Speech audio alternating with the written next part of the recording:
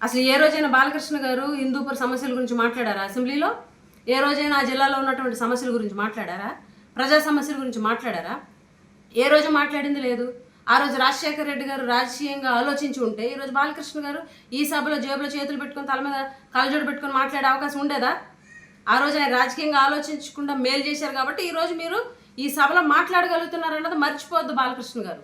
ఎవరు psycho? Fans కనిపిస్తే కొట్టేయడం ఎవరు సైకో? మీరు కాదా? ఫోన్స్ ఇసిరేయడం, ఆడియో ఫంక్షన్లో మహిళలను ఉద్దేశించి కించపరుస్తూ, మహిళలుగా మేము మాట్లాడలేము ఆ వ్యాఖ్యలు, అలాంటి మాటలు మాట్లాడుతూ, మీ సినిమాల్లోని జుగుప్సాకరమైనటువంటి డ్యాన్స్లు వేస్తూ, మీరు ఒక గౌరవ శాసనసభ్యుడిని మర్చిపోయి ఇవన్నీ చేస్తున్నటువంటి మీరు అనుకోవాలి సైకో. సర్టిఫికెట్ ఎవరికి ఉంది?